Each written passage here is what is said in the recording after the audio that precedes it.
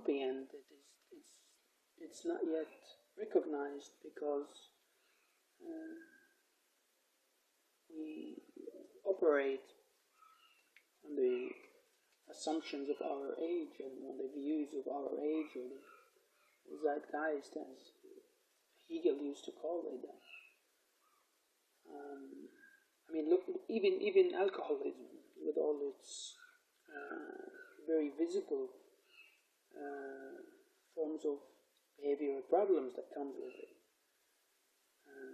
When did it became recognized as a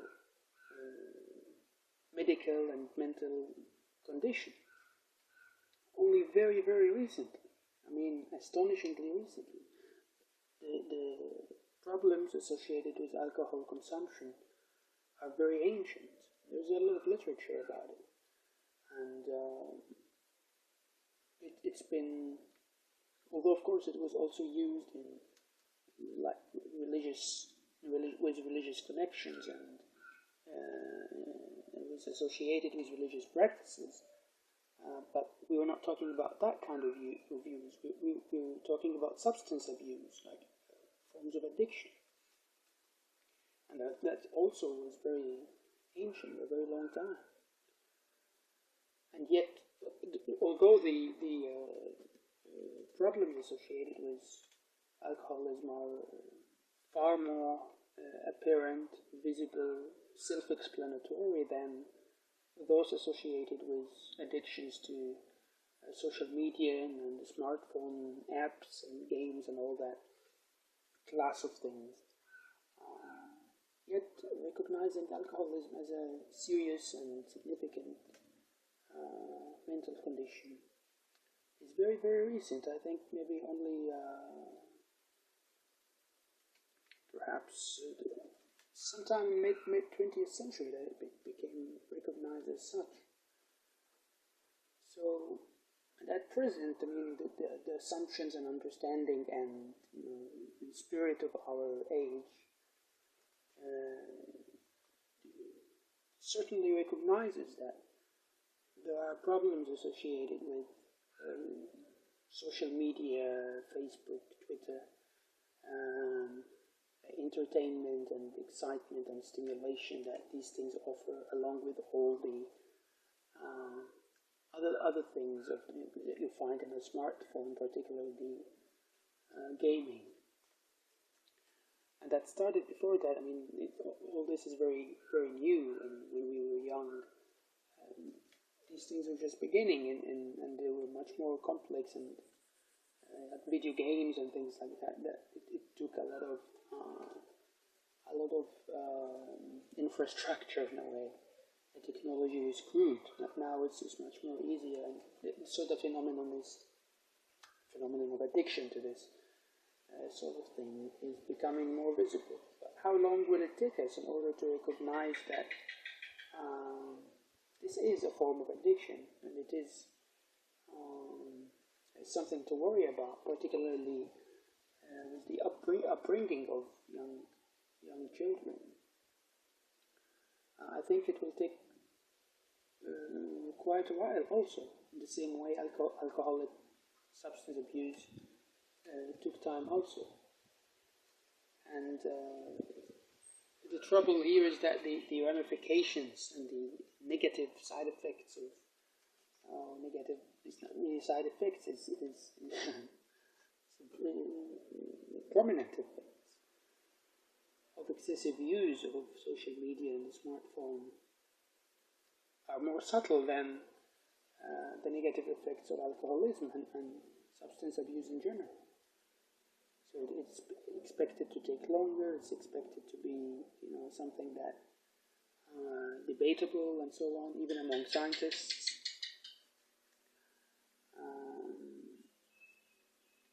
And throughout that time, a lot of people will be the victims of the availability of these things, how much accessible they are. I mean, I don't see a time soon where there will be laws prohibiting the use of the smartphone for people under certain ages, for example, as we do with alcoholic youth. I think it will take quite some time, and even when I speak like this right now, I can see a lot of people objecting to what I'm saying. And mostly referring to all the positive and beneficial things that these things offer the individual and society. And of course, there are such things, but I mean, you could argue the same thing about alcohol and cannabis, for example.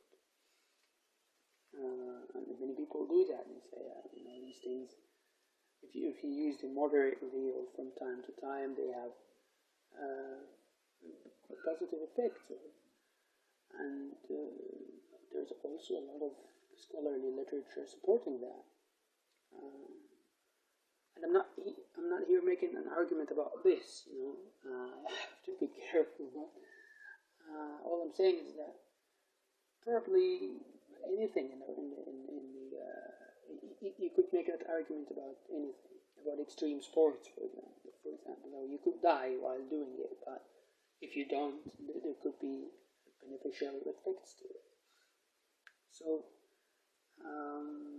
and I'm not saying that giving your child a smartphone is equal to allowing them to drink alcohol.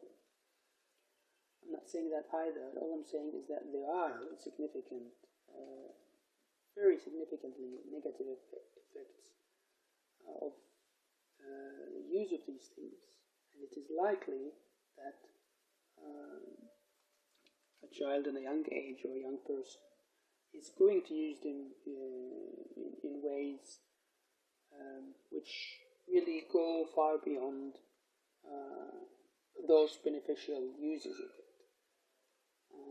And we see this already. I mean, look around you and you'll see children staring at that tiny screen that they hold in their hand for a very long time throughout the day. And during this, they're only during like their parents and the adults that they see around. I mean, I even feel a little bit hypocritical as I'm speaking right now, because sometimes I do also. Sometimes I'm so much engaged in something that I'm using it for a long time. This session in a day where you're just sitting and it's right on top of you, preventing you from getting up. Stimulating negative mental states like laziness, and it just takes you away from whatever that is around you. And that happens to me also. I mean, I experience the same thing. It's just that I don't like it. And I'm aware of it in the first place, and that's the most important thing. And secondly, I don't like it, and I'm always committed to being cautious about it and being careful. Because the whole thing is that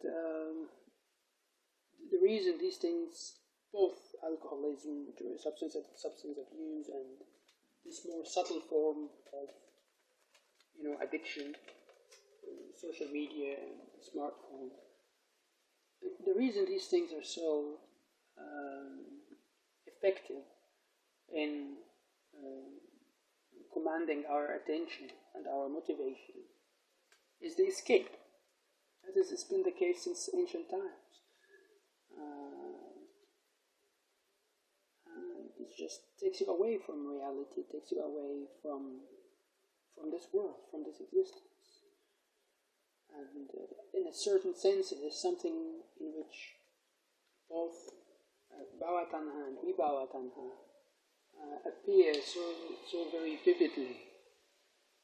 On the one hand, you don't want this world, you don't want to look at it anymore, you want to shut yourself away from it, and at the same time, so that part is like vibhava tanha, and at the same time you are engaged, your mental faculties are externally conditioned by whatever that these social media and the smartphone provide by way of stimulation and excitement and entertainment. And this is the perfect deal for a human being who is not interested in waking up, who's not interested in looking at reality, understanding it, and understanding the self, and understanding this very curious and mysterious experience of existence. This is the ideal situation where you're away from all that you don't like, and you have absolute control about engaging with various things that you like.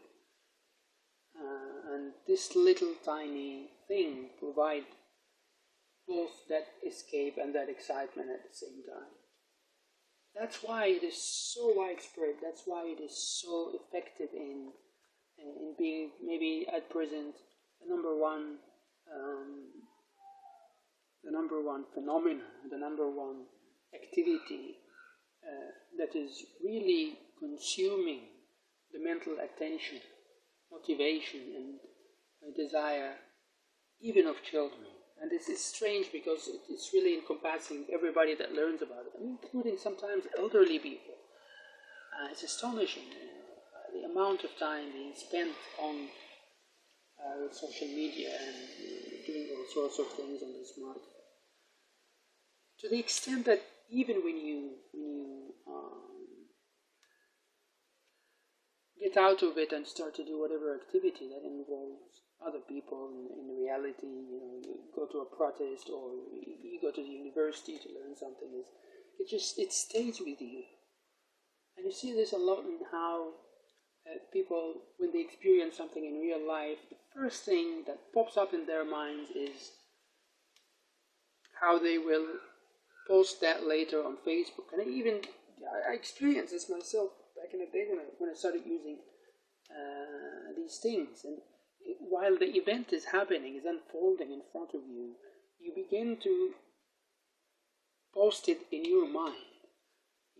Like you begin to formulate, compose the Facebook post or whatever it is that you will share with others and so on. And at the same time with visual stimulation, you see something beautiful or something unique or important that is happening, and even before you take the photo, while you're taking it, all that you have in mind is how will this play, how will it be received on the social media, and it influences your activity. Like it has become so much ingrained in the mind to the extent that it's conditioning and determining behavior with regard to these. It's not like you do something in nature or in reality and then later on you say, okay, that's nice, let me post that on Facebook. That's how it used to be at the beginning. But at present, it's actually what you do in real life is being done either for the sake of or with the intention of posting it online and having it well received one way or another. So this is not a joke. I mean, this is really, really serious stuff. And whatever, we haven't seen anything that has been successful in conditioning human behavior in such a way. And I really consider it to be a very important phenomenon. And I think as the time goes by, as the awareness of what I'm talking about will also grow. But I just feel worried about young people and children in particular. And I think it may sound sinister, but this present generation of children that is being, has unrestricted access to these things, I think it's through the suffering of that generation that we will come to learn how much serious these things are.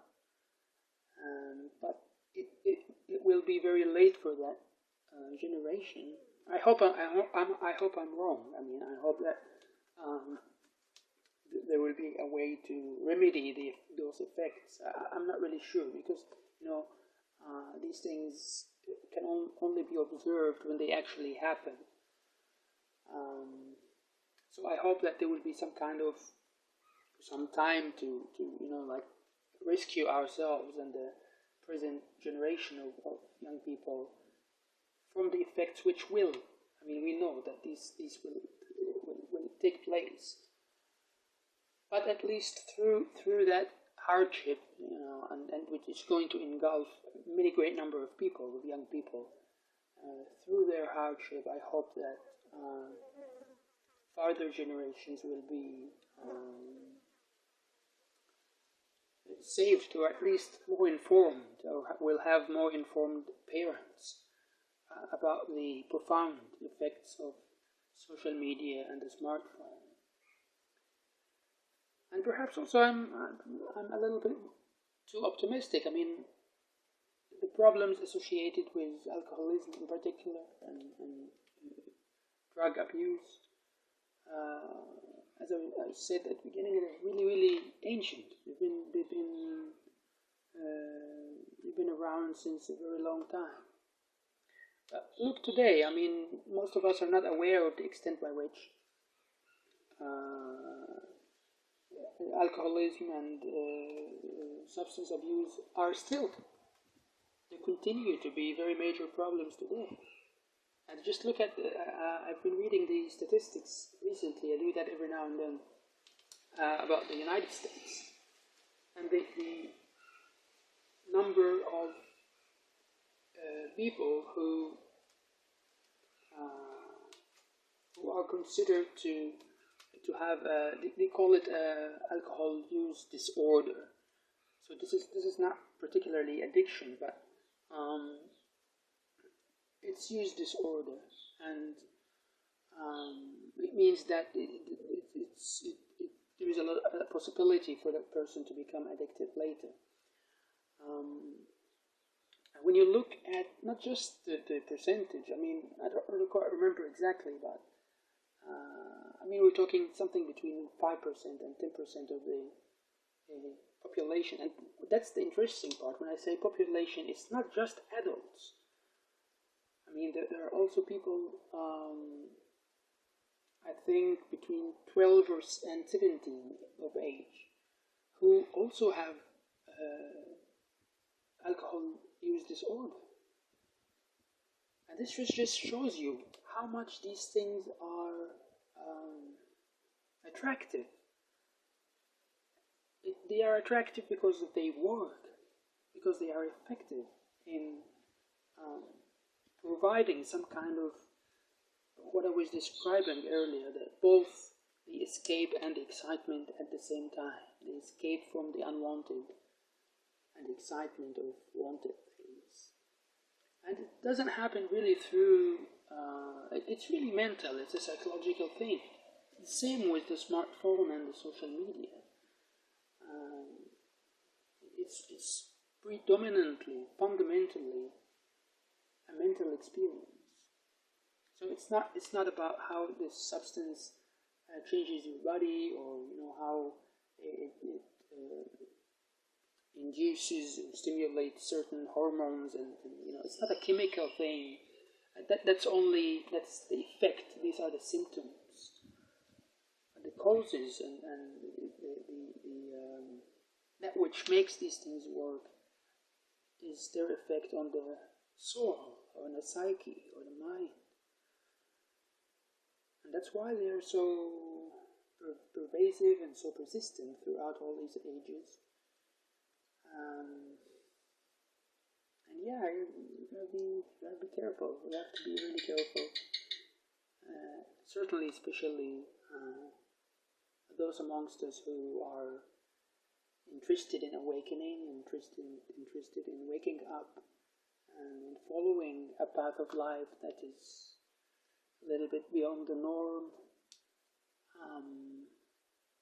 seeking a more spiritual path of life, or seeking to make something out of that curious experience of existence, despite of, I admit, it is painful, there's a lot of suffering, but that's the whole point, that through that suffering there comes also the relief. So it's really, it always comes down to this. You escape from that suffering, you suffer more, you open your eyes to it, you wake up to it, you find a way to transcend it. And that's how, these are the parameters of that game. It's a cosmological thing. It's not up to us to change or control or tweak. It's already fixed that way.